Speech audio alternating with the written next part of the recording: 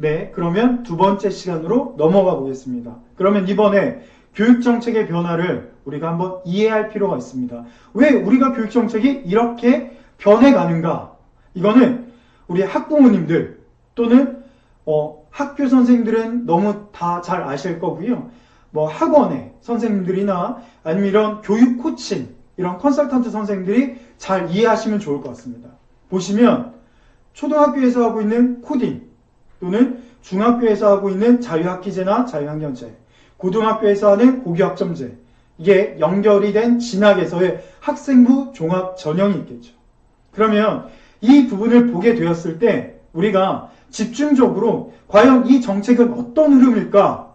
저는 이 정책의 흐름의 중심을 한 문장으로 요약하면 바로 결과 중심 평가에서 과정 중심 평가로 변화하는 정책이라고 저는 이야기하고 싶습니다.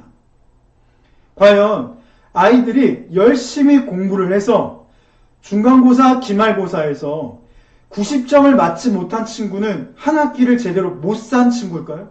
한 학기를 학교에서 제대로 못 생활한 친구일까요? 아니겠죠. 이 친구가 중3 때 예를 들어서 1년에 학교 성적이 우수하지 못하다고 해서 초등학교의 6년 생활이 잘못된 걸까요? 전 아니라고 생각합니다.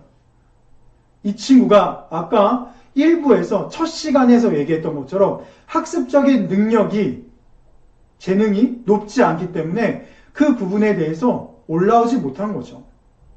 그렇다면 이 친구는 오히려 대한민국의 코딩 교육이나 자유학년제의 진로 체험의 수업들을 통해서 자기의 장점, 자기가 할 수 있는 것들, 그리고 이런 부분들에 대해서 알아가고 이해하는 시간들이 오히려 이 친구한테는 준비되는 교육 정책이라고 생각됩니다. 그리고 이것들이 고교 학점제에서는 바로 선택적인 부분으로 도입이 되는 거죠. 실제 코딩 교육, 자유학기제, 자유학년제, 고교 학점제, 아시겠지만 선진국에선 다 하고 있습니다. 영국, 프랑스, 미국. 가장 고교 학점제에 많은 과목을 도입한 국가는 단연 미국입니다. 영국 같은 경우는 지금 현재 ICT 교육이라고 해서 ICT 시스템 교육을 먼저 했다가 컴퓨터링 교육이라고 해서 바꿨죠. 이렇게 실질적으로 유럽의 선진 교육들이요, 대한민국에선 글로벌 에듀케이션이라고 하는 국제교육 기조 흐름에 맞춰서 바뀌고 있는 거예요. 굉장히 멋지게 바뀌고 있는 겁니다. 당연히 이렇게 바뀌다 보니 어떻게 될까요? 시스템적으로 한국형 이런 여러 가지 코딩이나 자유학년제나 고교학점제가 도입되기에는 시간이 필요하다는 겁니다. 그러면 이런 시간들을 필요로 할 때 저희는 어떻게 해야 될까요? 저는 지금 현재 교육부의 흐름과 방향은 지금 최선은 안 되겠지만 차선적인 방향으로는 잘 가고 있다고 생각합니다. 그래서 우리가 보게 되면 실제 공교육이 4차 산업혁명에 따라서 변화하고 있음을 꼭 인지를 하셔야 되고, 거기 안에서 2016년도부터 우리가 자유학기제가 전면 시행을 했고 2018년도부터는 자유학년제가 부분 도입으로 전환이 되고 있죠. 그리고 아시겠지만 우리가 꼭 기억하셔야 되는 거, 고교 학점제가 2018년도부터 학점제 부분 도입에 기반이 마련되고 있습니다. 이게 무엇을 얘기할까요? 지금 이 부분에 우리 학부모님들과 학교 선생님들은, 우리 초등학교 학교 선생님이라면, 중학교 학교 선생님이라면 꼭 말씀을 해줘야 됩니다. 학생들에게 우리 친구들이 고교 학점제라는 건 고등학교로 진학했을 때 너희들이 과목별로 듣고 싶은 것들에 대해서 미리 선택할 준비가 돼야지만 너희들이 고교 학점제라고 하는 그 제도와 시스템을 잘 이용할 수 있는 최고의 준비된 학생이고, 이런 것들을 잘 활용하면 무엇이 보너스로 올까요? 맞습니다. 대학의 진학에 전공 적합성이라는 부분에서 많은 유리한 부분들을 선점할 수 있겠죠. 그래서 이런 부분들에 대해서 우리가 실질적으로 아이들이 고교학점제가 언제부터 시행되고 언제부터 이것들이 아이들에게 잘 준비돼서 올라갔을 때 적용할 수 있는지를 꼭 기억하셔야 된다는 겁니다. 그러면 고교학점제에 대해서 간단하게 제가 말씀드리면, 아이들이 일반 선택과 진로 선택이 있습니다. 그러면 일반 선택에서도 여러 가지 과목들이 있을 거고요. 진로 선택에서도 아이들이 여러 가지 과목들이 있겠죠. 보시는 것과 같이 여기 안에서 고2가 되면 본인들이 선택을 해야 됩니다.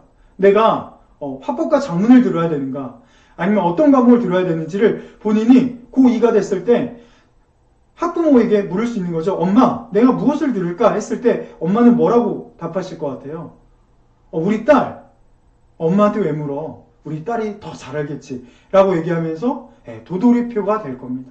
그렇게 되지 않기 위해선 우리 딸 아들이 고2가 되는 순간 중1, 2, 3 때 고등학교로 진학했을 때 고교학점제에서 어떤 과목들을 들을지를 먼저 준비된 친구가 실질적으로 이 제도에 대해서 가장 잘 녹아들어서 잘 활용하는 우수한 학생으로 저는 될 거라고 생각을 합니다.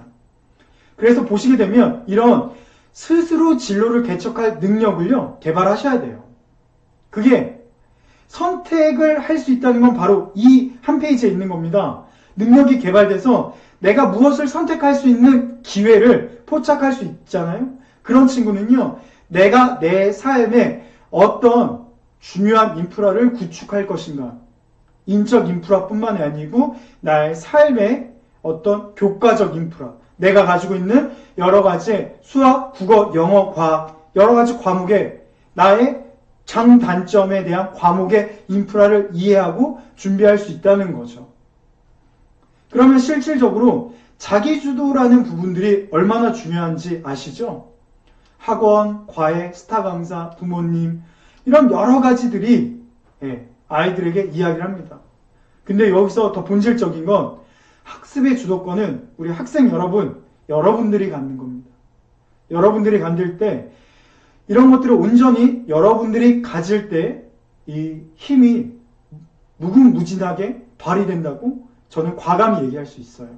근데 이런 것들이 실질적으로 되려면 이런 얘기 들어보셨죠? 지피지기 백전백승이다. 이게 전쟁이다. 아니면 여러 가지 전략적인 부분에서만 나오는 게 아니고요. 삶에서도 저는 통용된다고 생각합니다. 내가 나를 알아야, 내가 공부를 어떤 걸 해야 되는 공부도 상대의 적이라고 생각하거나 내가 진학을 해야 되는 어떠한 하나의 목적이라고 보면 내가 나를 알아야 어떤 학과, 어떤 학교, 어떤 공부를 제대로 전략적으로 잘할 수 있는가가 저는 보인다고 생각합니다. 그래서 전략적 핵심이라는 건 뭐죠? 바로 지피지기에서 자기를 이해하는 게 필수입니다. 그래서 우리 여러분들은 자기를 이해하는 부분에 대해선 필히 어떤 식의 많은 경험들이 필요하다는 거예요. 그래서 코딩 교육, 자유학년제 많이 경험하라는 겁니다. 많은 직업들에 노출되고요. 그것들에 대해서 내가 드론, 3D 프린터 아니면 여러 가지의 미래 직업들에 대한 경험들을 통해서 많은 생각들을 해보라는 겁니다.